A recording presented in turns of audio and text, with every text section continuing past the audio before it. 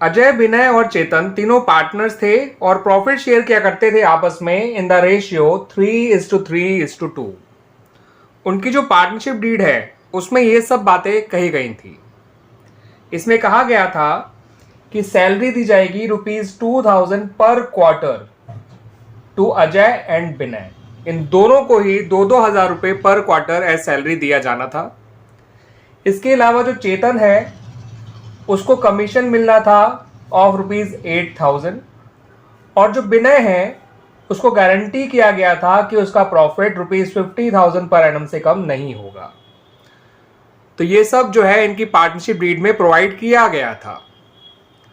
अब हुआ क्या कि जो प्रॉफिट था फर्म का फॉर द ईयर एंडेड 31 मार्च 2015 और जो कि ₹1,50,000 था, इसको इन तीनों ने आपस में डिस्ट्रीब्यूट कर लिया in the ratio 2:2:1 without taking into consideration the provisions of partnership deed.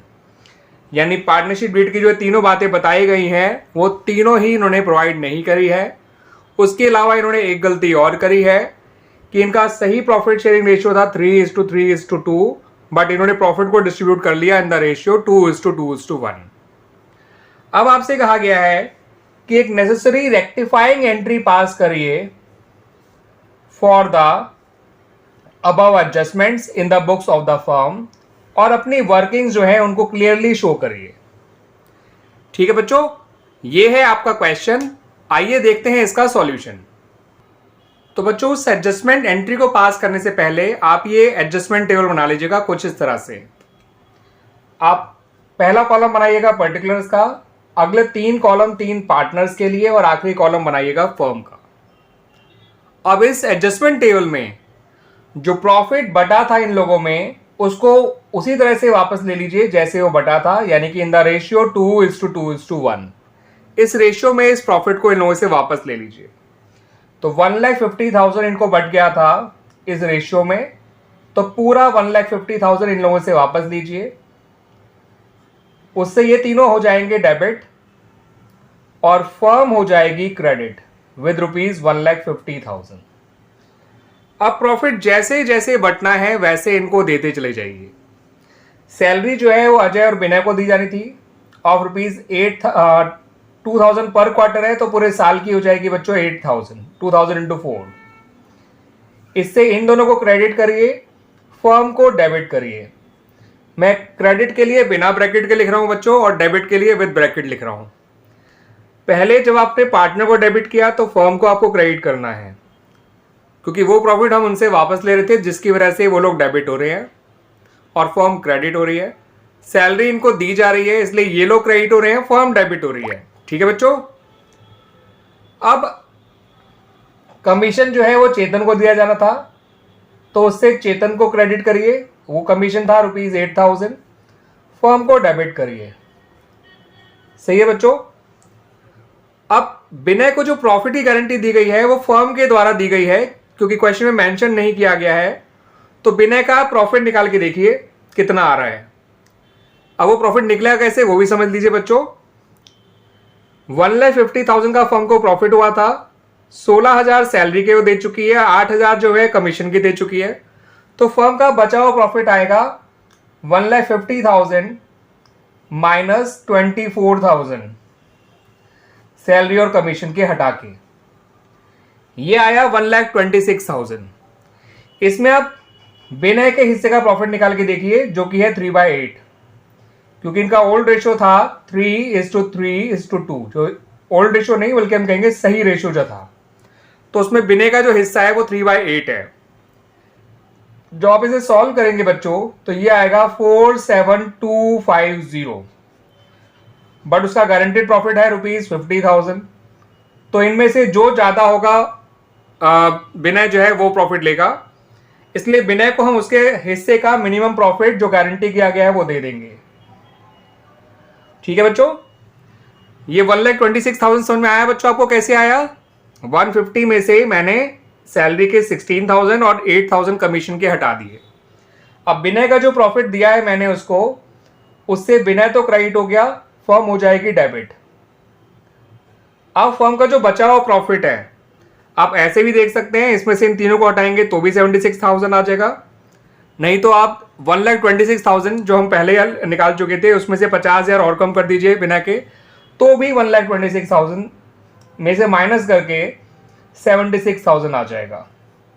1,26,000 minus 50,000 जितना मिनिमम फर्म ने बिना को दे दिया है। तो बचे हुए पार्टनर्स के लिए जो बचा हुआ प्रॉफिट है वो है ₹76,000। इस 76,000 से फर्म को डेबिट कर दीजिए और अजय और चेतन को क्रेडिट कर दीजिए। किस रेशियो में? तो आप अजय और चेतन के आपस का रेशियो देखिए 3:2 है, तो इस रिमेनिंग प्रॉफिट को अजय और चेतन में इस रेशियो में बांट दीजिए। इससे अजय क्रेडिट होगा 45,600 से और चेतन क्रेडिट होगा 30,400 से। ठीक है बच्चों, तो इस तरह से हमने प्रॉफिट वापस ले लिया इन लोगों से और प्रॉफिट जैसे बढ़ना चाहिए था गारंटी को ध्यान में रखते हुए बिल्कुल वैसे बांट दिया। याद रखिएगा, मैंने जब फर्म का डिविजिबल प्रॉफिट निकाला इसमें से इन दोनों को माइनस करके, उसमें से पहले मैंने विनय के हिस्से का प्रॉफिट निकाल के देखा जो कि आया ₹47,250, मगर उसका गारंटेड प्रॉफिट था ₹50,000, इसलिए हमने विनय को 50,000 पूरे दे दिए और फर्म का जो बचा हुआ प्रॉफिट है 126,000 माइनस 50,000 यानी 76,000, इसको अजय और चेतन में बांट दिया उनके आपस के रेशियो में जो कि 3:2 है। आइए अब इनका नेट इफेक्ट निकाल लेते हैं। तो अजय को देखिए आप बच्चों, ये 60,000 से डेबिट हो रहा है और 53,600 से क्रेडिट हो रहा है, तो इसका नेट इफेक्ट आएगा बच्चों 6,400 डेबिट। इसका डेबिट अमाउंट बड़ा है इसके क्रेडिट अमाउंट से, तो इसका नेट इफेक्ट आया 6,400 डेबिट। विनय को देखेंगे तो इसका क्रेडिट है 58,000, डेबिट है 60,000, इसका नेट इफेक्ट भी डेबिट आएगा ₹2,000। चेतन को देखिए, इसका क्रेडिट है 38,400 और डेबिट है केवल 30,000, तो इसका नेट इफेक्ट आएगा ₹8,400 क्रेडिट। फर्म का आप डेबिट और क्रेडिट चेक करेंगे तो दोनों ही वो 1,50,000 आएगा, दैट्स वाई फर्म का नेट इफेक्ट नील आएगा। अब रही बात एडजस्टमेंट एंट्री पास करने की बच्चों, तो वो तो बहुत ही आसान है आप लोगों के लिए। जो भी आपका नेट इफेक्ट के अमाउंट आए हैं उनको ध्यान रख के आप एंट्री बनाइएगा, प्रॉपर फॉर्मेट यूज करके बनाइएगा। बाकी मैं आपको बता देता हूँ एंट्री बनेगी क्या।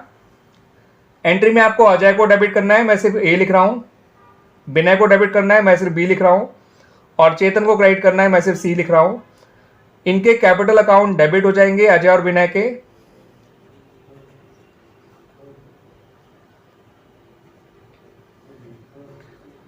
और चेतन जो है उसका कैपिटल अकाउंट क्रेडिट हो जाएगा।